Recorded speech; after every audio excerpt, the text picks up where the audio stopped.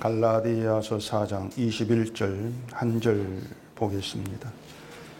내게 말하라. 율법 아래에 있고자 하는 자들아, 율법을 듣지 못하였느냐. 아멘. 기도하겠습니다. 저희가 말씀 앞에 나오게 되어지면 우리의 어리석음과 무지함들이 낱낱이 폭로되고 있음을 느낄 수가 있습니다. 오늘도 주의 말씀이 우리의 무지가 무엇인가 나타내는 이 시간 되게 하시옵시고, 그런 무지함 가운데에서 성령이 이 말씀 우리에게 어떻게 해석하고 우리를 어떠한 길로 이끌어가는지를 또 이 말씀 안에 배우고 찾는 저희가 되게 하소서. 예수님 이름으로 기도합니다. 아멘. 우리가 몸담고 살아가는 이 세상은 하나님이 주도하고 계신다는 사실을 우리가 잊으면 안 됩니다. 우리가 주도하는 것이 아니고 하나님께서 주도한다. 이건 우리가 이제 세상을 살아가면서 매일 경험하게 되고 또 알 수 있는 그런 문제입니다. 만약에 인간이 우리가 주도하는 그런 세상이라면은 세상의 일들은 인간이 원하고 꿈꾸는 대로 되어져야 되는데 전혀 그렇지가 않죠. 우리가 원한 세상에 코로나 그런 바이러스는 없습니다. 우리 세상에는 아프고 병들고 고생하는 그런 것도 없죠. 모든 것이 원만하고 또 순탄하게 내가 노력하면 노력하는 만큼 원한 대로 흘러가는 것, 나를 힘들게 하는 것은 하나도 없이 행복하고 편안한 길로 흘러가는, 그게 우리가 기대하고 꿈꾸는 그런 세상이고, 우리가 주도한다면 우리는 분명히 그런 세상을 만들려고 할 거라 그 말이죠. 근데 하나님께서 시작한 세상에는 처음부터 인간의 세상이라고 하는 것은 들어있지를 않습니다. 인간을 위한 세상, 이건 하나님이 창조한 그 세계에는 없어요. 그렇기 때문에 우리가 기대하고 있는 그런 세상은 허상이다. 그것부터 생각을 하셔야 되죠. 이것을 말해주는 것이 지난주에 말씀드린 것처럼 하나님께서 사탄이 존재하는 그런 환경에서 사람을 지으셨다는 것이고, 그걸 보시기에 심히 좋았다. 이렇게 말씀하시는 그런 내용들이 하나님의 세계에는 인간을 위한 것은 없다는 것을 보여주고 있습니다. 근데 이제 이것이 우리에게는 늘 불만으로 이제 작용을 하고 있죠. 코로나도 불만이고 또 내 뜻대로 되지 않은 모든 것들이 우리에게 늘 불만으로 속에서 부글부글 끓는다. 아마 그렇게 얘기해도 될 겁니다. 그리고 이 불만은 무엇으로도 해결되지가 않습니다. 모든 것이 원한 대로 되지 않는 이상 이 불만, 불평, 내가 몸담고 있는 지금 현실에 대한 어떤 아쉬움, 그런 것들은 쉬지 않고 터져 나오게 되어 있는 겁니다. 우리의 구조가 그렇다는 것입니다. 설령 하나님이 우리가 원하는 건 10개 중에 9개를 주시고 나머지 하나를 내가 원하지 않는 것으로 주신다면은 그래도 원하지 않은 그 하나 때문에 불만을 하게 되어 있습니다. 9개로 감사하는 것이 아니고 원하지 않냐 하나 때문에 불만이 나오죠. 그런데 이런 인간됨이 이제 바뀔 가능성은 전혀 없는 거예요.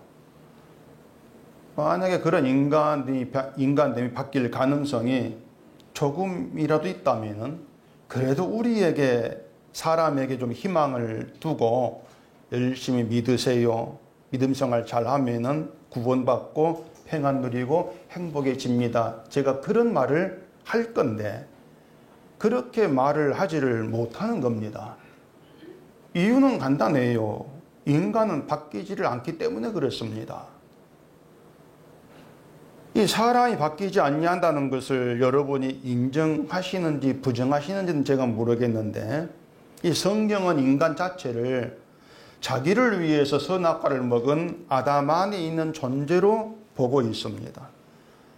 그처럼 자기를 위해 살아가는 그런 인간성은 바뀌지 않는 것이고, 이것이 하나님의 세계가 십자가로 등장할 수밖에 없는 이유가 되는 겁니다. 무슨 말인가 하면은 하나님의 세계는 오로지 아들의 피로 만들어지는 것이지 우리의 어떤 착함, 열심 이런 것이 보탬이 되어 가지고 만들어지는 그런 세계가 아니라고 하는 것입니다. 하나님의 세계에 우리의 것은 쓸모 있는 게 하나도 없습니다. 그래서 우리는 하나님이 정말 아무짝에 쓸모없는 우리를 부르시고 그런 우리에게 믿음을 은총으로 주시고 성도 되게 하신 그 이유가 뭘까? 그 이유를 우리가 잘 알고 있어야 하는 것이죠. 말씀을 드린 것처럼 우리가 살아가는 이 세상을 하나님이 주도하고 계시고 우리가 하나님이 부르신 성도라면은 이 세상에 지금 돌아가는 그 일들이 적어도 성도인 나에게는 좀 유리하게 되었으면 좋겠는데, 성도니까 성도에게만큼은 유리하도록 그렇게 만들어주면 좋겠는데 그런 게 없다는 거죠. 그러다 보니까 뭐 믿어도 소용없다 이런 불만이 나오게 되는데, 그러니까 하나님께서 주도하는 세상 일들은 우리로 하여금 그런 불만이 쏟아지게 만들어 가시는 거예요. 아무리 내가 믿는데 그러면 되겠나, 그 불만, 불평을 감추고 안 그런 척 하려 할지라도 하나님은 그런 불만이 나올 수밖에 없는 환경 우리를 몰아가시는 거예요. 그게 하나님이 부르신 성도에게 하시는 하나님의 일이라고 하는 겁니다. 근데 그게 좀 고생해봐라 이런 의미가 아니고요. 하나님이 자기 백성을 살리기 위한 조치예요, 그것이. 하나님께서 부르시는 그 성도를 그 천국에 안착시키기 위해서 살리기 위해 행하시는 하나님의 조치라고 하는 것입니다. 우리는 그걸 이해를 도무지 할 수가 없게 된단 말이에요.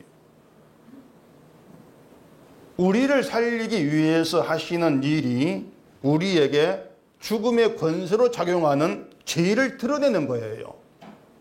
그 죄가 폭로되도록 일에 가신다고 하는 겁니다. 우리 하나님께 불만이 나올 수밖에 없도록 우리를 몰아가시면서 그것이 우리가 지옥에 갈 수밖에 없는 이유라는 것을 낱낱이 까발려서 보게 하는 거죠. 그렇게 해서 그 죽음에 있는 나를 살리기 위해서 오신 예수님의 생명이라는 그 예수께 우리의 시선을 두게 만들어 가시는 것이고, 그걸 위해 주신 것이 율법이라는 겁니다. 그걸 위해서 예수님이 마태의 집에서 제자들과 함께 음식을 이제 잡수실 때에 많은 세리와 제인들이 함께 와서 그 자리에 있었고 함께 먹었습니다. 그걸 바리새인들이 보고 참지를 못하죠. 근데 제자들에게 묻습니다. 너희 선생은 어찌해서 저 세리 제자들과 함께 음식을 먹느냐? 그 말을 이제 들으신 예수님이 건강한 자에게는 의원이 쓸데없고 병든 자에게 쓸데 있다 이렇게 말씀을 하셨지 않습니까? 그리고 이어서 이제 나는 의인을 부르러 온 것이 아니고 죄인을 부르러 왔다 이런 유명한 말씀을 하신 것이에요. 바리새인들에게 신앙의 전부는 율법입니다.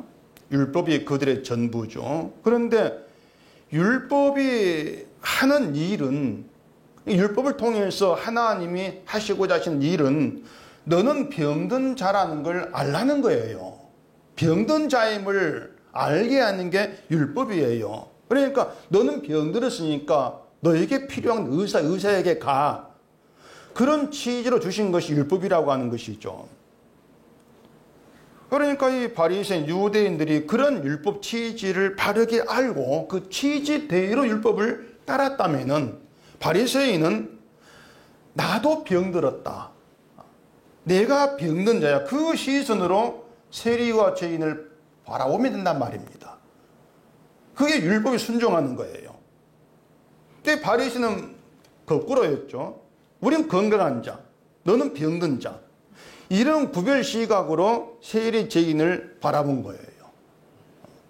나는 건강하고 너희는 병들었어. 근데 저 선생이 건강한 자라면 어떻게 병든 자와 함께 있어? 저 더러운데. 그게 그들이 시비 걸었단 말입니다. 자, 오늘 본문 간단한 한 절이죠. 내게 말하라. 율법 아래에 있고자 하는 자들아, 율법을 듣지 못하였느냐. 제가 이 성경을 보면서 늘 펼칠 때마다 뭔가 좀 긴장을 좀 하게 됩니다. 왜냐하면 성경이라고 하는 것이 내가 해석하는 게 아니라는 것을 수시로 제가 그것을 좀 깨달아요. 본문 앞에서도 율법 아래에 있고자 하는 자들 뭐 이런 내용들을 몇 번 거쳤는데 그때 그냥 지나쳤죠. 근데 오늘 사실 또 다른 뒤의 내용을 가지고 설교하려고 했는데 이 한 절에 꽂혀버린 거예요. 그러면서 이걸 해석하다 보니까 이 간단한 한 절이 성경 전체와 연결돼 버리는 겁니다. 그래서 제가 또 실감하는 게 성경 해석은 성령이 하는 거지 내가 하는 게 아니다. 그게 또 실감이 되죠. 율법 아래에 있고자 하는 자들아. 이 내용에 들어가 보니 엄청난 그 의미 거기에 담겨 있고 우리의 실상을 그렇게 나타내더라고 하는 겁니다. 자, 교회가 율법을 받아들입니다. 율법 받아들이고 율법 아래에 있겠다. 그렇게 할 때 그 이유가 뭐냐면은 한마디로 말하면 우린 건강한 성도 되겠다는 겁니다. 건강한 교회가 되고 건강한 성도가 되겠다. 율법을 행하는 거, 말씀대로 사는 것을 건강한 성도다. 그렇게 보는 것이죠. 이게 이제 사람들이 생각하는 자기 믿음의 세계예요. 내 믿음의 세계. 건강한 교회, 건강한 교인이라는 내 믿음의 세계를 꿈꾸는 것이죠. 그렇게 건강한 믿음을 꿈꿀 때에 거기에 필요한 것이 말씀을 실천하는 선한 행함이라는 거예요. 선한 행함이 있어야 내가 건강하다는 것이 증명된다는 것입니다. 그러니까 내 선한 믿음을 위해서 행함이 필요하다는 것이고 그것이 바로 율법 아래에 있고자 하는 것에 해당이 된단 말입니다. 그 자체가. 율법 아래에 있고자 하는 것은 구약의 율법 시대로 돌아가겠다 그 뜻이 아니에요.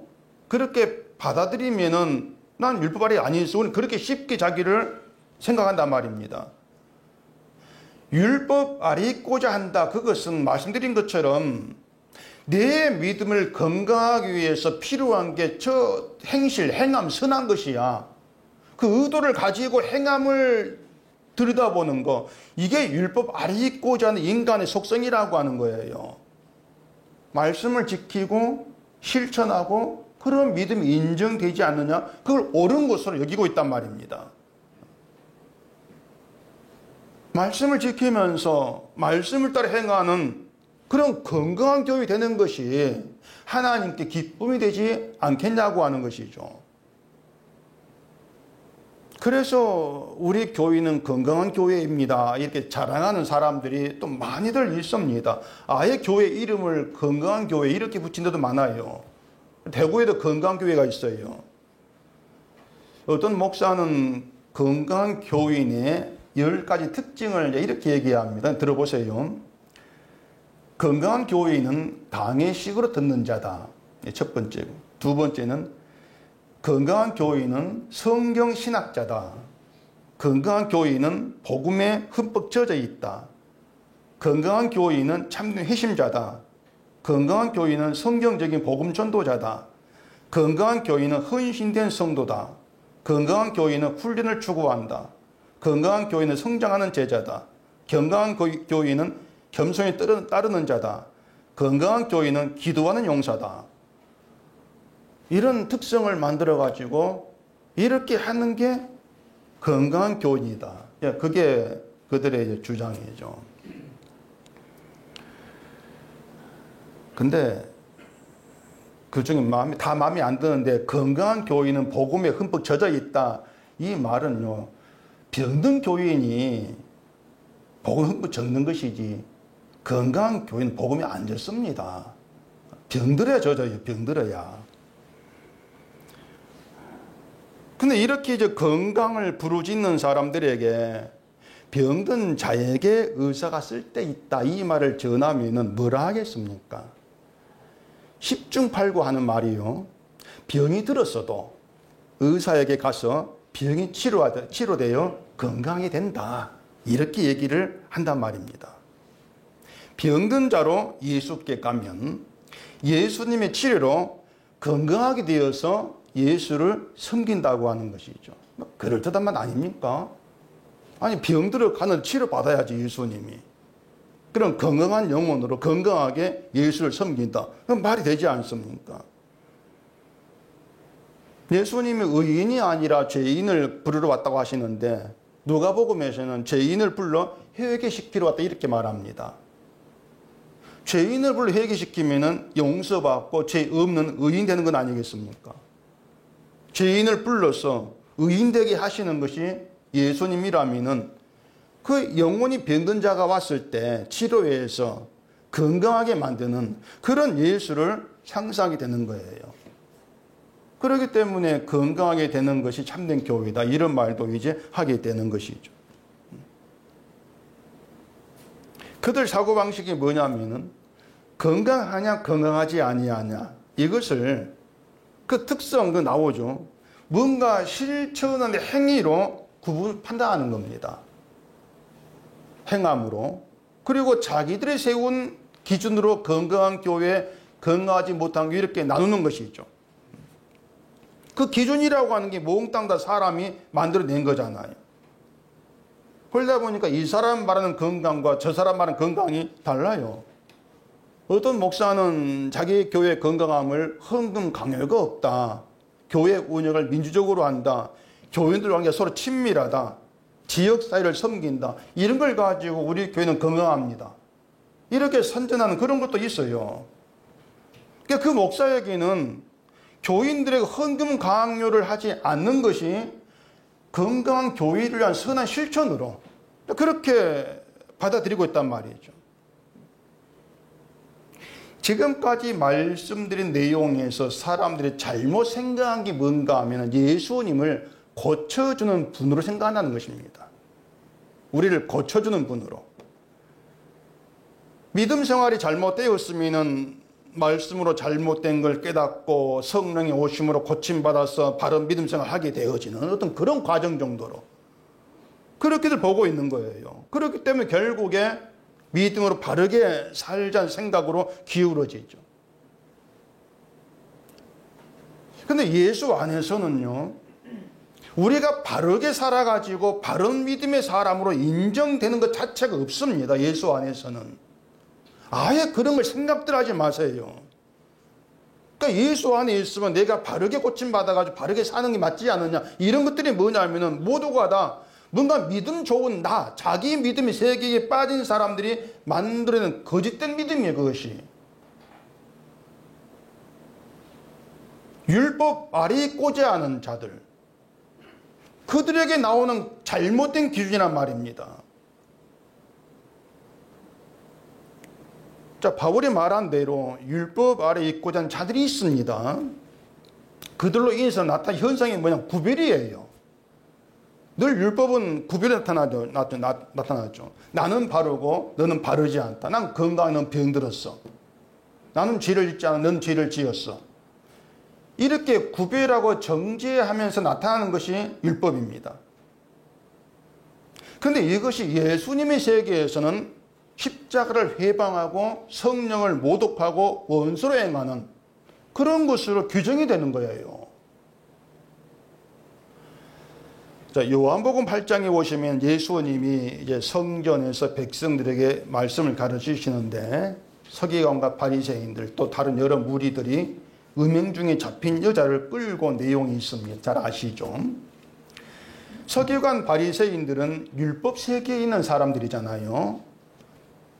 그들에게 율법이 삶의 전부라겠습니다. 율법을 지키고 지키지 않는 여부로 사람을 선과 악으로 판단을 하고 정죄한 사람들입니다. 그런데 음행 중에 잡혔다면 큰 죄를 범한 것이죠. 음행이라고 하는. 근데 그 여인을 이제 자기들이 처리하는 것이 아니고 예수님께 끌고 오는 거예요. 예수님은 고발할 조건을 빌미를 얻기 위해서 여인을 이용한 것이죠. 이들이 예수님께 모세 율법에는 이런 음행한 여자를 돌로 치라고 그렇게 명령되어 있는데 당신 어떻게 말을 합니까? 이렇게 묻습니다. 그래서 예수님께서 하신 일이 손가락으로 땅에 뭔가 글을 쓰시죠. 그리고 너희 중에 죄 없는 자가 먼저 돌로 치라 이렇게 말씀했지 않습니까? 그리고 다시 손가락으로 땅에 쓰시는데 그들이 예수님의 말씀을 듣고 양심의 가책을 이렇게 다 떠나버리고 그 자리에 예수님과 여자만 남았더라 이런 내용이란 말입니다. 그리고 예수님이 여자에게 하신 내용이 말씀이 중요해요. 요한복음 8장 가보십시다. 요한복음 8장 10절입니다. 예수께서 일어나사 여자 외에 아무도 없는 것을 보시고 이르시되 여자여 너를 고발하던 그들이 어디 있느냐? 너를 정죄한 자가 없느냐? 대답하되 주여 없나이다. 예수께서 이르시되 나도 너를 정죄하지 아니하노니 가서 다시는 죄를 범하지 말라 하시니라. 예수께서 또 말씀하여 이르시되 나는 세상의 빛이니 나를 따르는 자는 어둠에 다니지 아니하고 생명의 빛을 얻으리라. 이 말씀을 여인에게 하신단 말입니다. 이 음행한 여인이 예수께 끌려온 사건은 겉으로 보면 간단해요. 예수께 적대감을 가진 자들이 예수를 곤란하게 하려는 의도로 음행한 여인을 끌고 왔는데 예수님이 여인을 정죄하지 않고 용서하고 돌려보냈다. 이건 예수님의 은혜를 보여주는 것이다. 이렇게 보면은 쉽단 말입니다. 쉬운데 근데 그렇게 간단하게 볼 내용이 아니에요. 왜냐하면은 나도 너를 정죄하지 아니하노니 가서 다시는 죄를 범하지 말라. 이 말씀이 우리가 이해하기가 쉽지가 않습니다. 나도 너를 정죄하지 아니하노니 얼마나 좋은 말씀입니까? 벽에다가 성경 말씀 액자로 걸어놓을 이런 걸 걸어놔야 돼요. 나도 너를 정죄하지 아니하노니 얼마나 참 좋은 말씀이에요. 여호와 나의 목자시니 내게 부족한 없으리로다. 이런 구절 걸어놓고 정작 하나님이 끌어가시는 인생을 두고 불평과 불만 터뜨리고 뭐냔 말이에요. 그 말씀 무색하게. 예수님이 죄 없는 자가 먼저 돌로 치라 했습니다. 죄 없는 자가 여자를 정죄할 자격이 있다는 거죠. 그러면은 그런 자격이 있는 분이 누굽니까? 예수님 한 분밖에 없어요. 예수님 죄 없는 분이니까. 그러니까 예수님만 음행한 여인을 돌로 칠 수가 있는데 율법대로 그렇게 처리할 수가 있는데 그 예수님이 나도 너를 정죄하지 아니하노니 이렇게 말씀을 하신단 말입니다.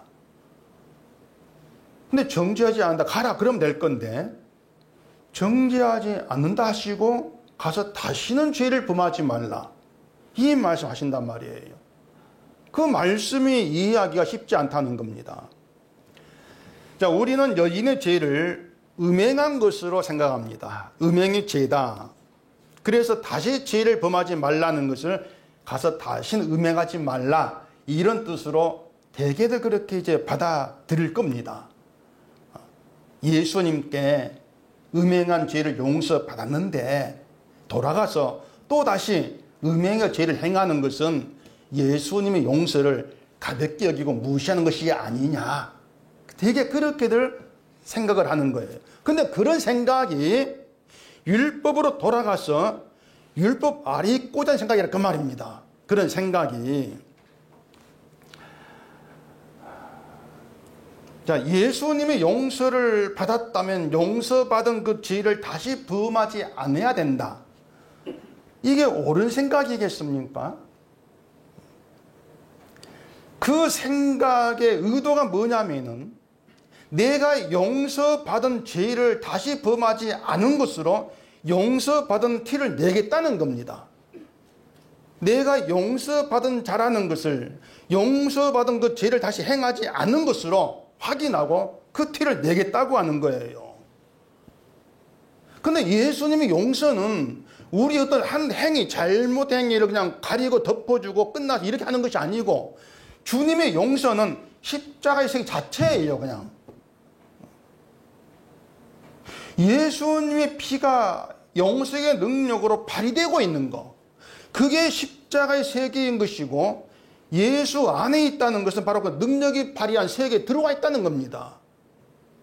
용서의 능력 안에 들어와 있다는 거예요. 따라서 용서를 받았다는 것은 어떤 죄로도 정죄받지 않은 세계에 있다는 것이기 때문에, 행위를 가지고 죄냐 아니냐, 이 행위를 용서받냐 안 받냐 이렇게 따지면서 문제 삼을 이유가 없다는 거예요. 예수 안에서는 행위를 따지지 말라는 겁니다.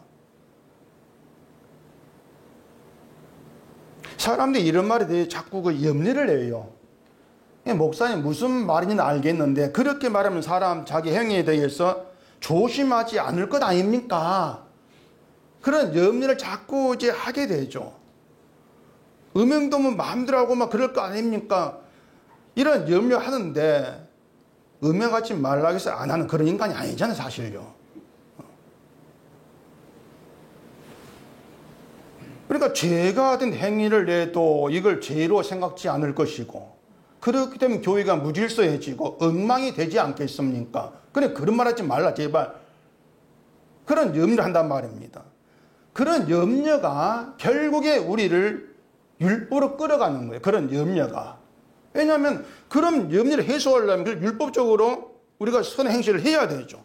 음행을 하지 않고 그걸 말할 수밖에 없지 않습니까? 행위를 선한 것, 악한 것 구별하면서 선한 행위를 하도록 가르치고 그걸 통해서 믿음으로 삽니다. 이렇게 줘야만이 자기 행위를 조심할 것 아니냐. 그런 사고방식, 그런 생각 자체가 율법 아래에 있는 거란 말이에요. 행위 아래 있다 그 말입니다. 결국에 선한 행위가 있는 게 그래도 신자이지 않겠는가, 이런 집착의 율법을 포기하지 못하게 하는 것이고, 십자가를 믿는다고 하는데 결국 율법 아래에 있고자 하는 그런 결과를 초래한단 말입니다. 여인에게 다시는 죄를 범하지 말라고 하신 것은 음행하지 말아라 그 뜻이 아니에요. 예수님은 음행이라는 그 행위 하나를 가지고 죄로 지금 말씀하고 있는 것이 아니라는 겁니다. 만약에 다시는 죄를 범하지 말라는 것이 음행을 의미하는 것이고, 여인이 돌아가서 음행을 하지 않았다고 합시다. 그렇다고 해도 여인이 죄를 범하지 않는, 죄 없는 다는 건 아니지 않습니까? 이해되십니까? 음행을 하지 아니한다 해가지고 이제 죄 없네, 그런 인간 되는 게 아니에요. 여인을 끌고 온 사람들은 여인처럼 음행을 하지 않았습니다. 물론 뭐 마음속으로 가늠하죠. 근데 행위를 따지니까 행위는 음행이 없어요. 그런데 그러니까 자신들을 음행이란 죄가 없는 정당한 자로 여기고 여인을 끌고 와서 정죄를 하고 있단 말입니다. 그럼 그들도 죄 없는 자가 돌로 치라 이런 말씀 물러가요. 그게 뭡니까? 그 죄 없는 이것을 음행으로 혹한 보지 않았단 말입니다. 죄 없는 자라는 말을 음행으로 국한해 봤다면 우린 죄 없어 이렇게 여기면서 그 자리에 있었겠죠. 근데 죄 없는 자라는 것을 음행이란 걸 떠나서 인간 자체를 보고 또 다른 것을 보면서 그 말씀을 이기지 못하고 물러가게 된 거예요. 아마 어쩌면 예수님이 땅에 쓰신 그 글도 그 죄를 알게 하는 그런 글이 아니었을까, 그렇게 짐작은 해볼 수가 있는 겁니다. 그러니까 음행을 하지 않아도 죄가 있다는 것 아닙니까? 물러갔다는 것이. 그렇기 때문에 여인이 돌아가서 음행을 하지 아니한다 할지라도 결국 죄 있는 자는 똑같은 거예요. 그렇기 때문에 가서 다시는 죄를 범하지 마, 이 말이 음행이라면 아무 의미가 없잖아요.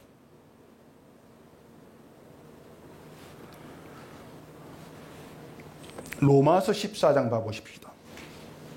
로마서 14장 22절입니다. 내게 있는 믿음을 하나님 앞에서 스스로 가지고 있으라. 자기가 옳다 하는 바로 자기를 정죄하지 아니하는 자는 복이 있도다. 의심하고 먹는 자는 정죄되었나니 이는 믿음을 따라하지 아니하였기 때문이라. 믿음을 따라하지 아니하는 것은 다 죄니라. 여기에서 죄에 대해서 바울이 분명 규정을 내립니다. 믿음을 따라하지 아니한 건 다 죄다. 그러면 다시는 죄를 범하지 말라, 이 말씀은 바울의 말에 따라 해석을 해보면 믿음을 따라하라, 이런 의미가 되지 않겠습니까? 가서는 믿음을 따라해, 그 의미가 된다는 거예요. 그러면 생각해 볼 것이 무엇이 믿음을 따라 하는 것인가, 이 문제예요. 뭐가 믿음을 따라 하는 것입니까? 믿음을 따라 한다? 아마 여러분은 뭐 당연한 귀에 익숙한 말을 들을 겁니다. 그런데 믿음을 따라 하는 것이 뭡니까? 이렇게 물으면은 답하기가 곤란해져요. 결국에 또 사람 끄집어내는 것은 뭐 주일 지키고, 뭐 또 기도 열심히 하고, 성경 보고, 이런 것들을 가지고 또 믿음을 따라 사는 거, 이렇게 말하지 않겠습니까? 그러니 십자가를 얘기하고 예수를 얘기하고 믿음을 얘기하고 별 얘기를 다 한다 할지라도 결국 끝에 가면 율법 가는 거, 율법으로. 그게 인간의 세계라는 거예요. 도무지 거의 헤어나지를 못하고 있단 말이에요.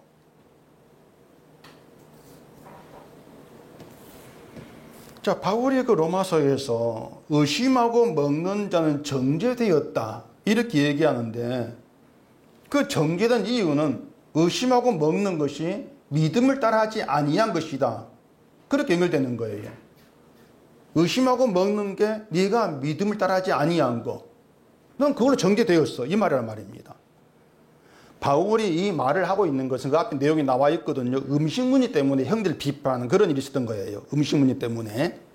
어떤 사람은 모든 음식을 먹을 믿음이 있는 사람이고, 어떤 사람은 또 채소만 먹는 믿음이 연약한 사람, 이런 사람들이 있다란 말입니다. 이들이 서로 음식을 가린다고 비판을 하고, 또 한쪽은 음식을 먹으면 안 되는 음식을 먹는다고 비판을 하고, 그런 관계가 있단 말입니다.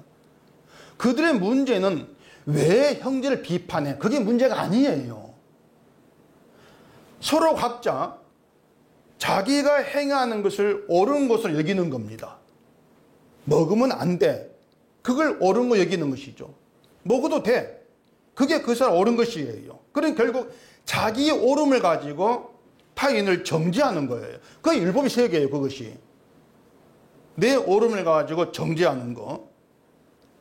모든 음식을 먹을 자유가 있어, 이게 법이 되는 거예요. 그럼 다 먹어야지, 아무 가리지 말고 먹어야지, 그런 판단이 나오죠. 속된 걸 먹으면 안 돼, 이것도 법이 돼요. 너는 왜 먹어? 그래 판단이 나오는 것이죠. 서로 법이 다른데 서로가 내 법이 옳아, 자기 걸 옳다고 주장한단 말입니다. 그래 충돌하고 정죄예요. 그게 율법의 세계라는 거예요. 의심하고 먹는다는 것이 뭐냐면은, 내가 이걸 먹어도 될까? 이걸 먹으면은 먹지 말라는 말씀을 내가 어기는 건 아닐까? 그런 의심을 하는 것인데, 그게 정죄함이 없는 십자가를 믿지 않는 거란 말입니다. 그게 죄라는 거예요. 결론은 십자가를 안 믿는다. 의심이 죄가 아니고 십자가를 안 믿는다는 것이 의심하는 것으로 튀어나온다는 겁니다. 어렵습니까? 어렵지 않다는 분이 계셔서 제가 마음이 좀 한개 좀 놓입니다. 하나님은 우리 행위에는 관심이 없어요. 내가 내 행위에 관심을 두고 있는 것이지 하나님은 관심이 없어요. 착하게 살든 악하게 살든 관심이 없어요. 왜 그런가 하면은요, 우리는 착하게 삽니다고 하지만 하나님께는 그냥 악하고 더러운 죄인이에요. 내가 착하게 산다고 해서 하나님도 착하게 여겨주는 게 없단 말입니다. 그러니 하나님이 우리 행위에 관심을 이유가 없지 않습니까? 그렇기 때문에 우리는 착하게 살고 악하게 사는 것에 차이를 자꾸 두려고 하지만 하나님께는 차이가 없다는 거예요. 그런데 우리가 자꾸 행위를 선악으로 나누고 차별을 두면서 그 선한 행위를 믿음으로 연결시키려고 하기 때문에 그게 율법으로 가는 것이라 그 말입니다. 그게 율법의 세계라고 하는 거예요. 거기에 정죄가 나온다는 거기에서. 거기에 정죄가 있다는 겁니다. 타인을 정죄하고 나를 정죄한다는 것이에요. 그게 믿음으로 따라하지 아니한 죄라는 것이에요. 십자가를 믿지 않는 죄다. 왜? 십자가는 정죄가 없는 것인데. 믿음은 정죄하지 않겠다는 주의 말씀이 살아있는 그 십자가의 세계를 믿는 것이에요. 그게 믿음인데, 그렇기 때문에 정죄가 있다는 것은 믿음으로 따라하지 아니한 것이죠.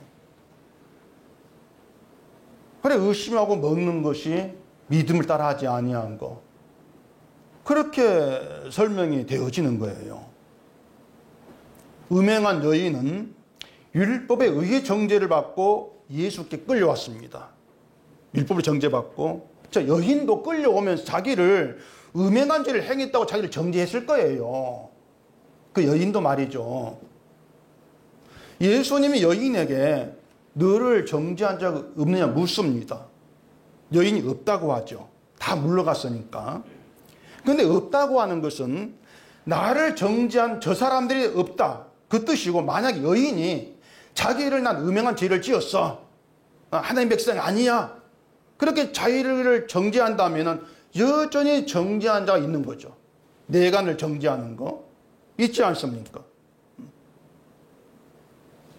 내가 나의 음행을 죄라는 법을 가지고 정죄하는 거죠.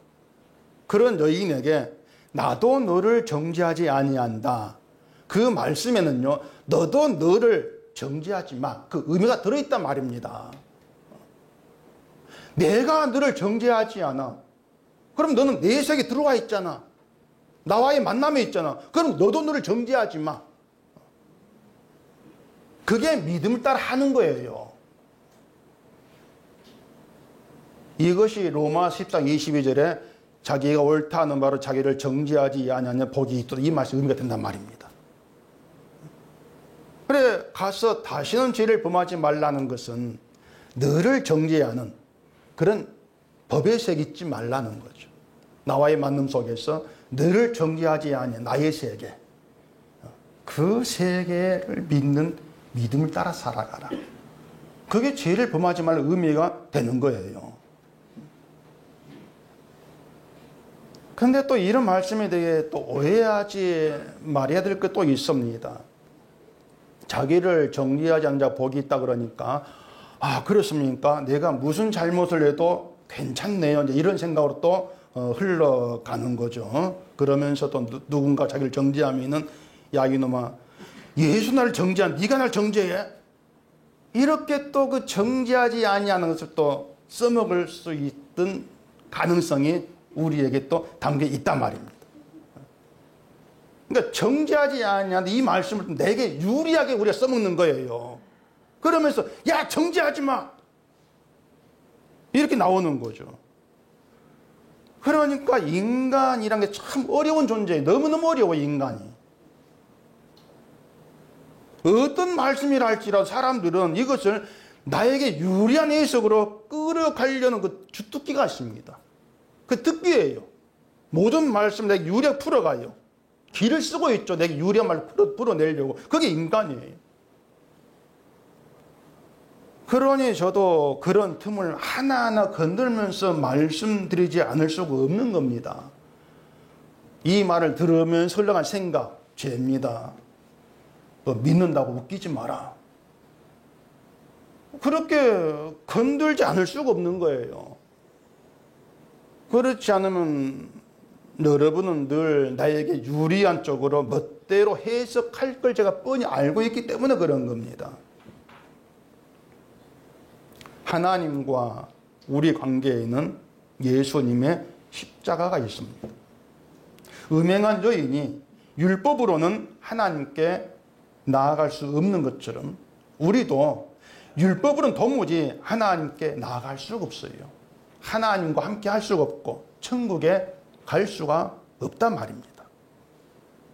그런 우리를 십자가의 피로 용서하셨고 정죄하지 아니한다. 정죄가 없는 예수 안에 있게 하셔서 죄 없는 자로 하나님과의 관계에 있게 만드신 거예요. 그러니까 믿으라고 하는 것은 정죄받아 마땅한 너를 용서하시고 정죄하지 않은 그 예수, 그 십자가의 세계를 믿으라는 겁니다. 그런 의미에서 자기를 정죄하지 않는 자는 복되다. 왜? 십자가의 세계에 들어와 있으니. 그걸 믿는 믿음 가운데 있으니 복되다. 이렇게 말씀한 거죠.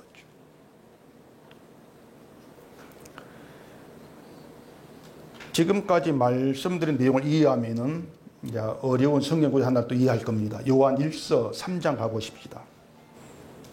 요한 1서 3장 8절입니다. 죄를 짓는 자는 마귀에게 속하나니 마귀는 처음부터 범죄함이라. 하나님의 아들이 나타나신 것은 마귀의 일을 멸하려 하심이라.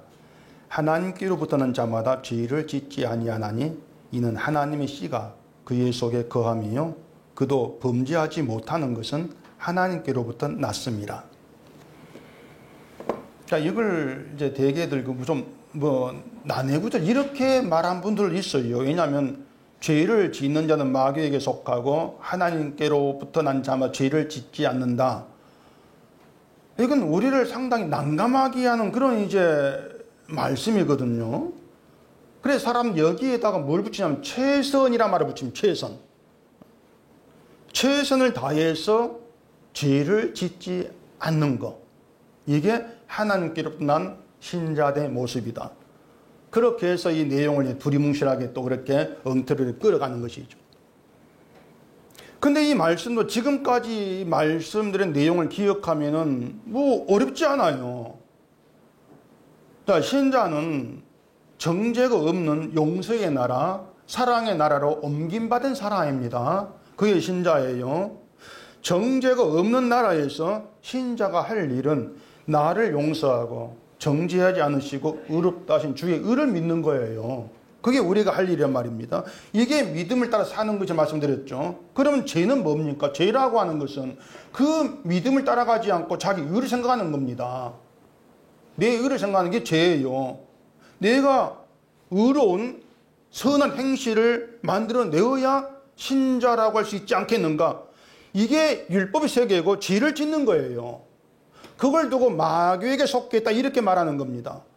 왜냐하면 마귀 의도라고 하는 거 우리로 하여금 자기 의를 바라보게 하면서 십자가의 은혜를 해방하는 거예요. 그게 마귀가 하는 일이에요. 그러니 마귀에게 속한 자는 늘 자기 의를 바라보면서 자기의 의로 믿음을 이루려고 하는 그런 죄에게서 떠날 수가 없는 거죠. 그러면 하나님께로부터 난 사람은 자신의 힘으로 십자가를 믿는가 하면 그것도 아니지 않습니까? 하나님의 간섭이 줄기차게 이어지는 가운데에서 십자가를 믿게 되는 그런 길로 이끌려가는 거예요. 때문에 신자는 자기의 어떤 가능성 보지를 않아요. 내가 믿는다? 이것도 없어요. 그저 나에게 나오는 것은 불의함밖에 없어. 이렇게 보면서 그 용서의 세계, 정죄함이 없는 그 십자가만 의지하게 되어지는 이게 죄를 짓지 않는 거예요. 행한 문제가 아니라니까요. 그렇게 하나님이 열심히 우리를 죄를 짓지 않는 믿음에 있게 만드신단 말입니다.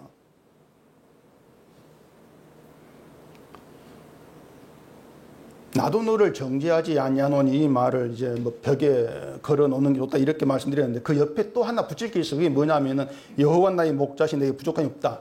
이 말씀도 함께 붙여 있는 게 좋습니다. 뭐 알고 웃으십니까? 왜 그런가 하면요. 자, 보세요. 우리가 천국 가가지고 주를 만났다 갑시다. 주를 만난 자리에서 우리가 지금까지 살아온 인생을 돌아본다.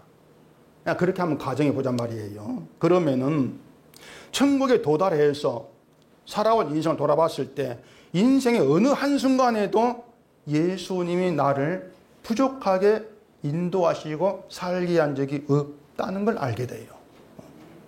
하루하루는 나에게 어떤 때로는 아픔이고 때로는 싫은 것이고 때로는 고통이고 뭐 그렇게 살아왔다 할지라도 그 천국에 들어가 돌아오면은 그 인도하심 하나하나가 나를 천국으로 끌어놓기 위한 그런 일로 보였을 때에 부족함이 없습니다. 그렇게 고백하게 될 수밖에 없는 거죠.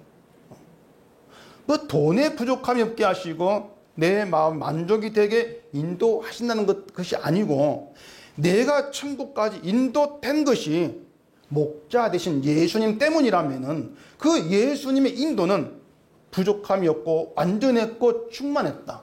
그 증거란 말입니다. 그 증거가 우리 같은 자가 정죄함을 받지 않고 천국에 들어가는 것으로 그렇게 확실하게 드러나는 것이죠. 자, 우리는 분명히 말하지 않습니까? 예수님이 우리를 인도하십니다. 그렇게 말하잖아요. 그러면 예수님 우리 함께 하시고 지키고 인도하는 모든 일에 조금이라도 부족함이 있다면 그 부족함의 가장 큰 증거는요, 내가 뭐 가난해지고 내 일이 안 되고 이렇게 나오는 것이 아니고 우리가 천국 못 가는 거예요. 우리가 천국으로 인도되지 못한 것이 예수님의 인도에 부족함이 있어. 그 증거란 말입니다. 근데 천국에 들어간다. 그것 하나로 우리에게 목자된 예수의 인도에는 부족함이 없다. 근데 그렇게 인도에 가시려고 우리의 죄를 드러내시면서 나는 너를 정죄하지 아니한다. 그렇게 말씀을 주시는 것이죠. 그래 두 군이 함께 붙여라 그 말입니다. 이제 알겠습니까? 우리가 살아가면서 손에 쥔 것이 많다 해서 그게 부족함이 없는 인도는 아니잖아요. 물론 우리가 살면서 늘 좀 가진 게 많았으면 바람은 자꾸 튀어나오겠지만은 결국에 어떤 우리 인도되는 끝 마무리 천국에 거기에 자리에서 돌아오면은 내 손에 많이 있다는 것이 부족함인 인도가 아니다. 그걸 얼마인지 알 수가 있는 거예요. 우리가 살아온 인생 시간들이 또 살아간 인생의 시간들이 뭐 눈물, 아픔, 슬픔, 낙심들이 다 바퀴 딸지라도 또 우리는 그렇게 또 살고 있죠.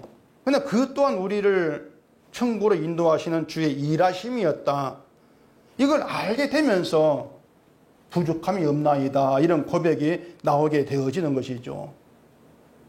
그러니 그런 고백도 주의 일이에요, 결국에는. 그런 점에서 우리가 천국에 어떻게 들어가게 되어지는가 이걸 생각하고 그 천국에 도착한 자로 인생을 좀 돌아보자 그 말입니다. 살아가시면서 가끔이라도 좀 그렇게 돌아보자. 그러면은 지금 현재가 어떻든지 간에 예수님은 우리에게 목자 되셔서 부족함이 없게 인도되시는구나.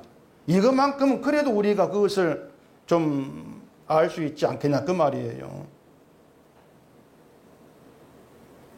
늘 우리의 의라고 하는 것 십자가에 가려져 버리고 십자가만 보이게 하는 것이 성령 행하신 일입니다. 그렇기 때문에 십자가의 세계에는 내가 인정되는 그런 것은 없습니다. 없으니까 뭐가 어떤 신조로 살아가는 행실일까 이런 것도 여러분은 생각할 이유가 없어요. 사람들이 믿음을 싫어한 이유가 있습니다. 뭐냐면 내 믿음이 믿음으로 인정되지 않기 때문에 싫어합니다. 십자가가. 그래서 내 믿음이 인정된 율법의 세계를 좋아하는 것이죠. 그걸 원하죠. 그러면서 율법 아래 들어가는 거예요. 내가 인정받는 그런 세계를 원하는 거죠. 이것이 예수님께서 말씀한 성령을 모독하는 겁니다. 그것이. 거기엔 사하심이 없다고 했지 않습니까? 성령은 예수의 피가 우리에게 의가됨을 가르치고 있는데 우리는 율법 가운데에서 의가 되는 행함이 뭔가 이걸 찾고 그걸로 자꾸 나를 세우려고 한다면 그게 성령을 모독하는 거죠. 회방하는 것이요. 여인이 예수님 앞에 끌려오고 정죄하지 아니한다. 이런 복된 선언을 듣고 예수님과 함께하게 되어진 것은 사실 음행한 죄 때문에 그래요.